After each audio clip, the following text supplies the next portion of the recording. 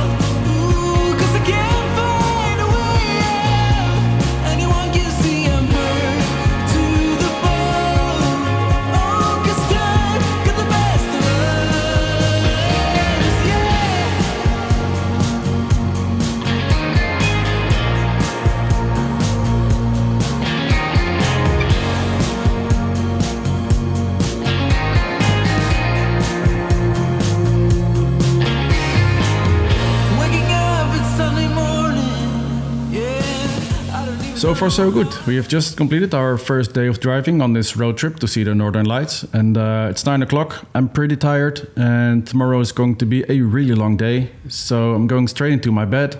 But little did I know that this night was going to be the worst of the entire road trip. It's horrible, this first night. The rain is incredibly loud. So loud that I can't even sleep. And I'm tired. Shall I drive further north, hoping that the weather will be better? Or in Denmark it's forbidden to sleep in the car, but that will be a problem too. Alright, I did expect something else as the first night, but yeah, I guess it's all part of van life. Although van life, it's not really van, but yeah. Good morning, everyone.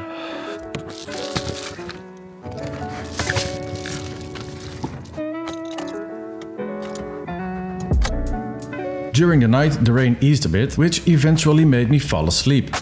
The mattress turned out to be really nice, much better than I expected for €150.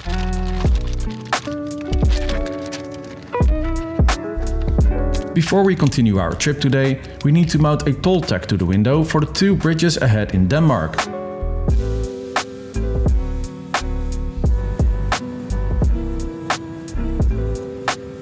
We're aiming for Stockholm today, which is nearly a 1,000-kilometer drive. Since Denmark has the second highest fuel prices in Europe after the Netherlands, we're topping up the tank in Germany before crossing into Denmark.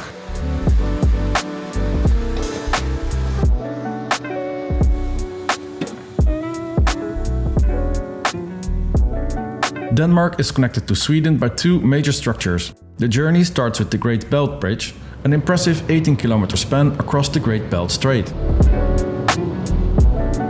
Next, a 4-kilometer tunnel links Copenhagen airport to an artificial island. From there, the Øresund bridge stretches another 8 kilometers to the Swedish coastline.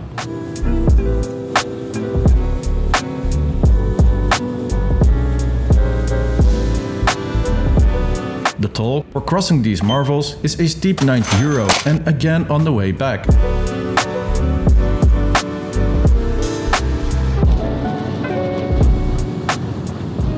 Next comes something really stupid. My camera is mounted on a small tripod, which makes it really top heavy. And at the fuel station, I place the camera on the plateau to film myself in case something interesting were to happen. And at the very moment I turn my eyes away from the camera, it gets blown over and crashes into the ground. So I prepared for the worst. And as I picked it up from the ground, I was surprised that it only suffered minor damage, but it definitely needs to be sent in for repairs when I get back, unfortunately.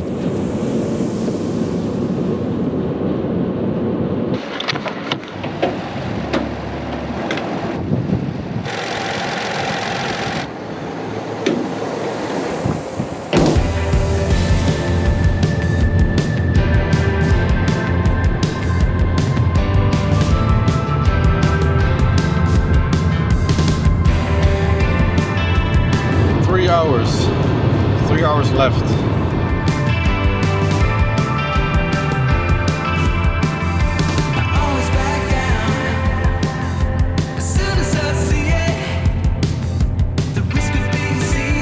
As you might have noticed, I'm locking my fuel cap each time after refueling the car, but this turned out to be a little bit unthoughtful.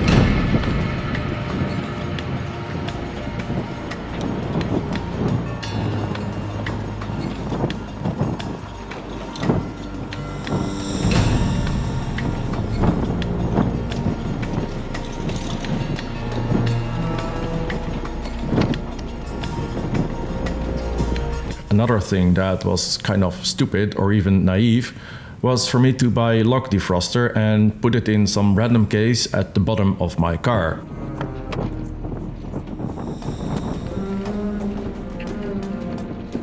A quick search for the lock defroster led to some brake cleaner, but then I got some doubts about using it for defrosting the locked fuel cap, in the sense of unforeseen side effects it could have on the lock itself.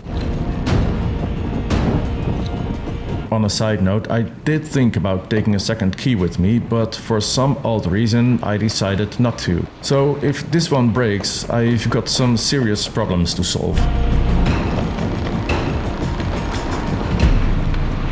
I tried to unlock the fuel cap again with a single key I have with me, but it would only go in for about half of it, and let alone turn around. But then I got an idea. The screen wash is protected until -60, so there's loads of alcohol in that could definitely help in unlocking the frozen fuel cap.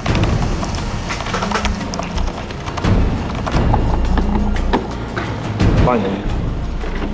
Obviously quite a relief over there, but it shows you how easily things can go wrong if you don't think everything through.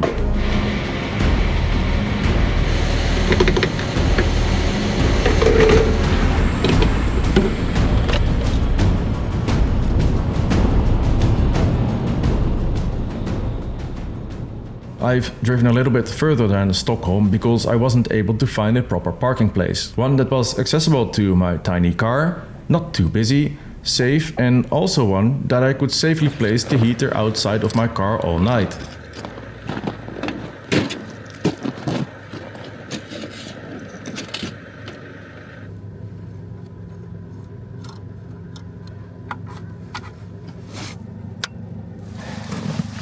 This is taking me a lot longer than I expected. It's kind of trial and error, but we'll get it working.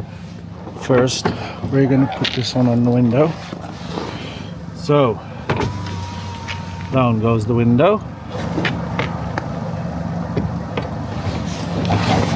Let's now put this one up.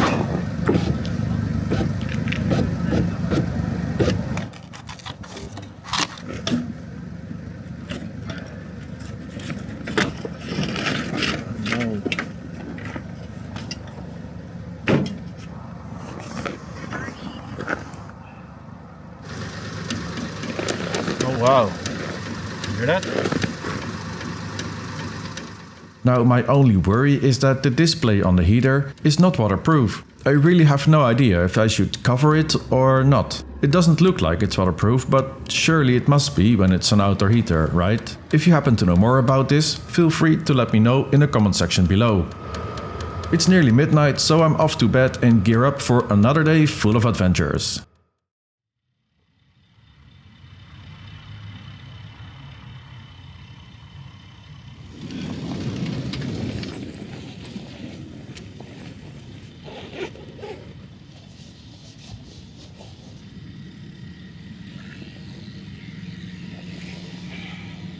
Good morning everyone. I actually had a pretty good night of sleep. The diesel heater was a little bit too hot actually, and it's still snowing as you can see. So now I'm going to pick up the diesel heater and clean it a little bit and then put it in the car again. And then we are going to continue our trip today.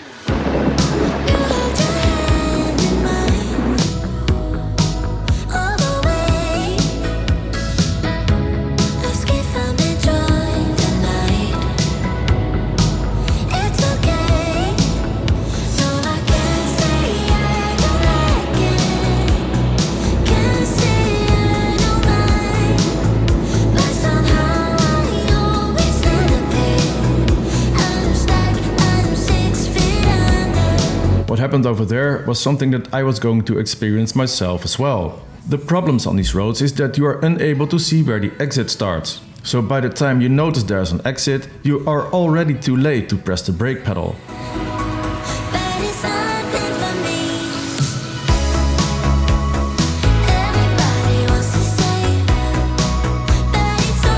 So now about what you are going to see.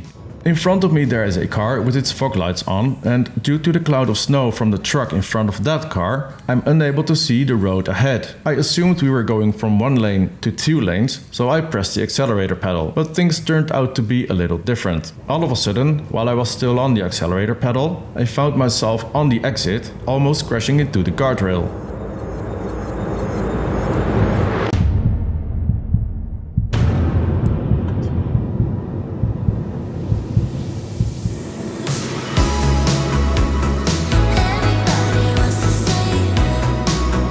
At first I was a little hesitant in overtaking as I was driving on unfamiliar roads, in a new car, in a new country, on new tires.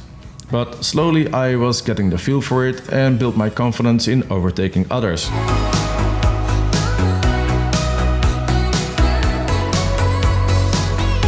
Next I almost crashed my car again, but this time into the car in front of me. I kept my distance, as you can see, but I did not expect us to come to a full standstill in the middle of the road. The hill prevented me to see further ahead, and by the time I had noticed that we were going for a full stop, I was just too late fully pressing the brake pedal, putting me on collision course with the car ahead of me.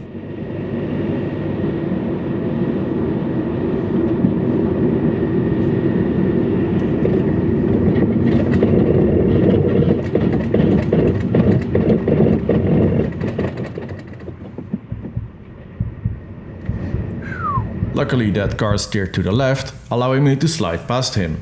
Had he not moved to the side, I would have definitely ran into the back of him. My heartbeat went a little bit higher there. Knowing your body feels so tired to get out of bed.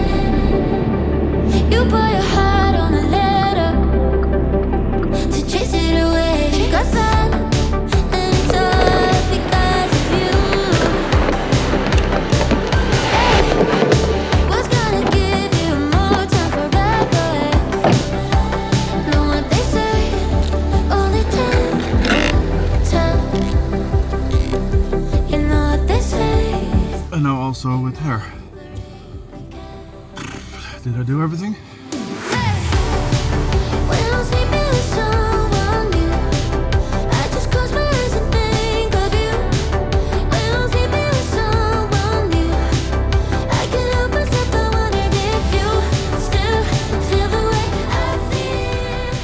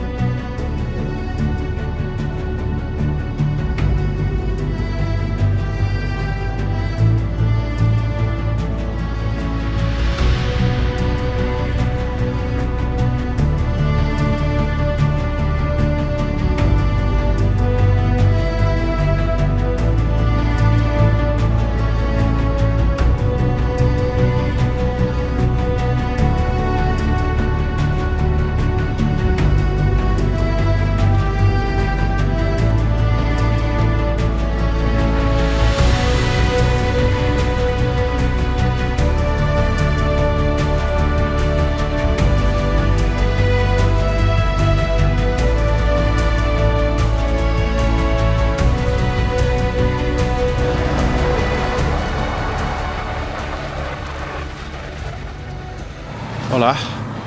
It's minus 29.5 degrees and it's cold. It's colder than I've ever felt before.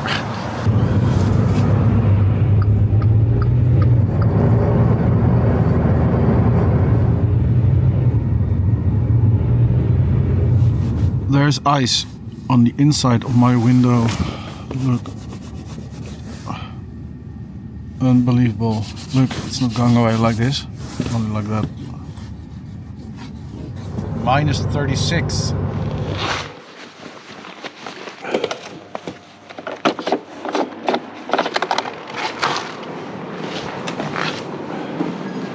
$19. Receipt? Yes, please. Yeah. Thank you very much. Thank you. Cheers, bye bye.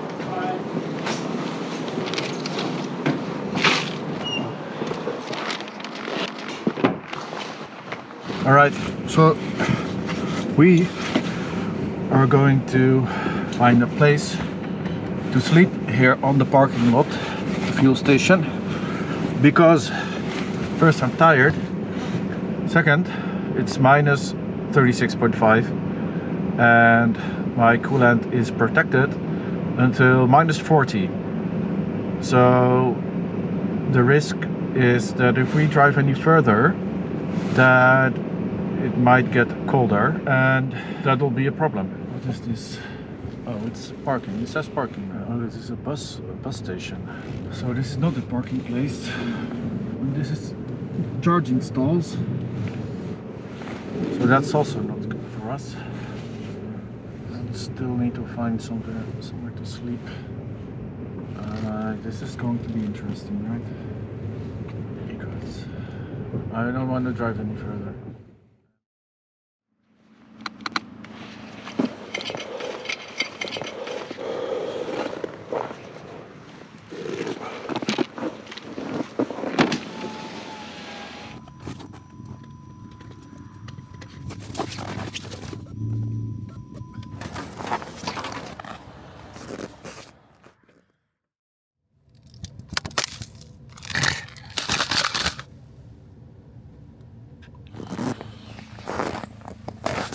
Look at all the ice buildup from the exhaust during the night. But during the night, something went wrong. When I woke up, I noticed the diesel heater was off. The app indicated this was due to fuel starvation, suggesting it had burned through 5 liters of fuel in about 5 hours. That didn't seem right. Oh.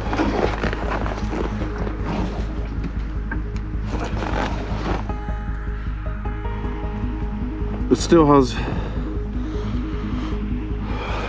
more than enough diesel. Reviewing the footage, I noticed the air intake tube was squashed, preventing enough oxygen from reaching the combustion chamber to burn the diesel properly. The camera was mounted on my chest, allowing it to capture the area underneath the heater, which I missed at the time. Initially, I thought the heater just couldn't cope with the extreme cold.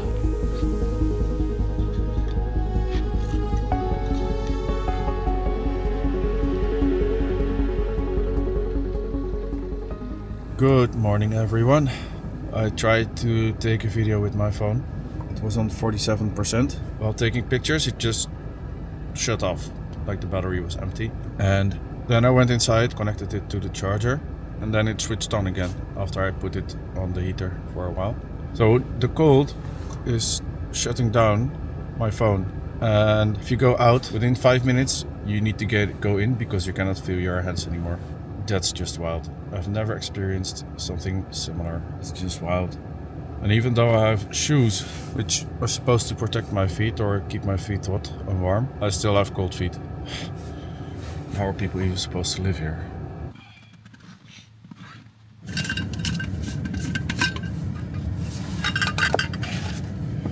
Nope, it's no longer ice, I think.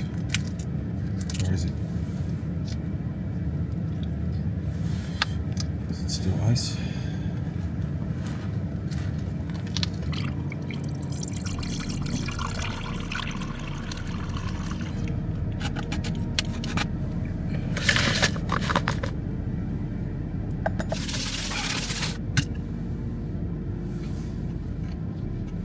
I've spotted an awesome place to park overnight right by a river, and there's even a fire pit nearby. I can't wait to finally cook up our first meal of the trip here. It is about 500 kilometers from here, so we can take it easy today. The day would unfold as one of contrasts. From the breathtaking beauty to moments of self-doubt, leaving me wondering what on earth I was doing to myself. So sit back and relax as we continue our journey to Tromsø. Will we finally catch a glimpse of the Northern Lights? Stay with me as the adventure continues.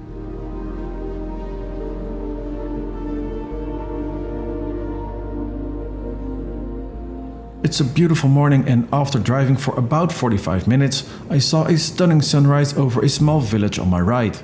I decided to explore it, following a narrow road covered in snow, which led me to this beautiful place.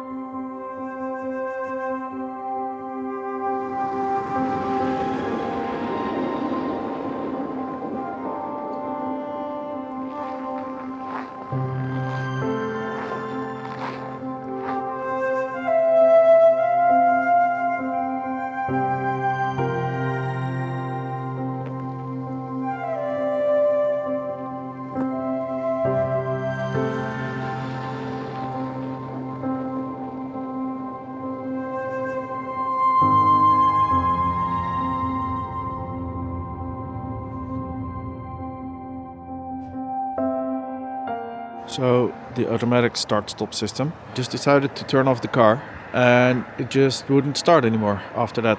Luckily, after a few times trying, it switched on again, but this means that from now on we cannot turn off the engine anymore. So you might think, how do people living here do this with their car?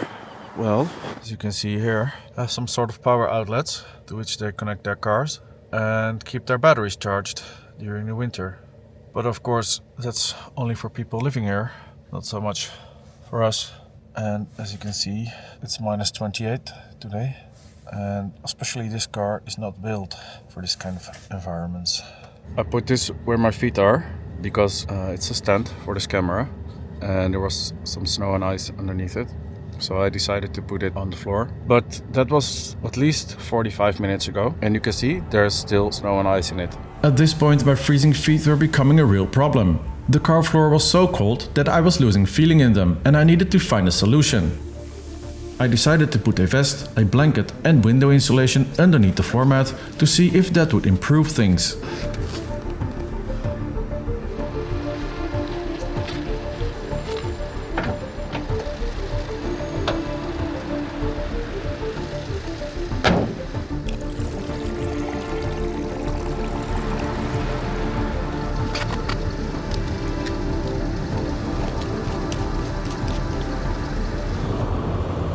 Heating my feet on the blower, and then after that I'm going to put on 1, 2, 3 pair of socks on top of the one that I already had.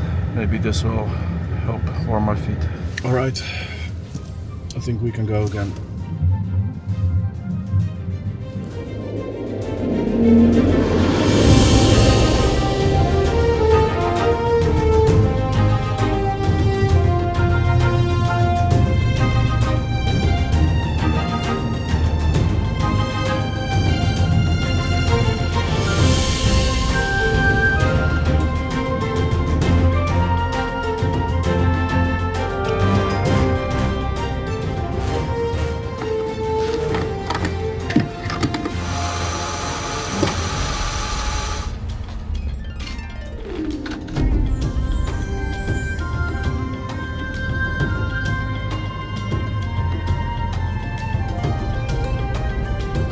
We're almost at our parking spot. The icy road slowed us down, and with a few stops along the way, it took us the whole day to get here. But then, an unwelcome surprise awaited us. The access road to the river was buried under snow, and I hesitated. If we got stuck there, there'd be no one around to help us out. Feeling a bit disappointed, I pressed on down the road, still heading in the direction of Tromsø, hoping to find something better. About 30 minutes later, I found myself entering a town called Muonio, where even more unforeseen challenges awaited us.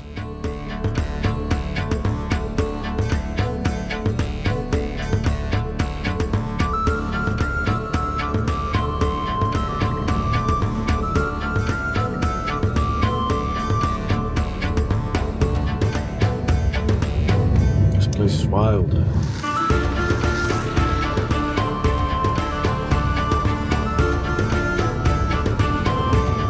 After a bit of back and forth, I ended up in the parking lot of a supermarket.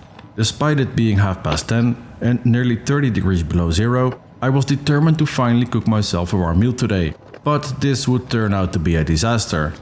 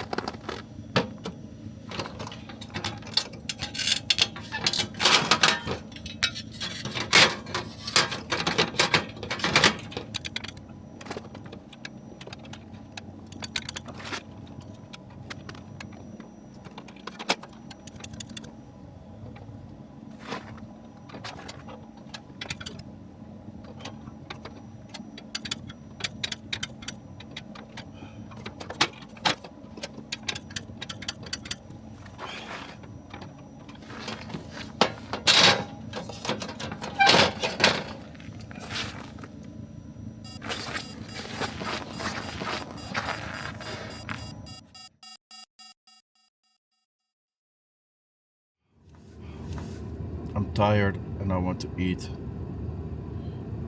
So first I got a cold. Second, the diesel heater doesn't work in these low temperatures. And today I wanted to cook for the first time, but that doesn't work either. The good thing is that maybe you can see it, that we are parked in front of a supermarket. So maybe tomorrow we can find something useful there. Maybe a new stove. I don't know. But for now we are going to sleep, and unfortunately we have to leave the car idling again, which I'm not really fond of, to be honest. At this point the enjoyment was fading fast.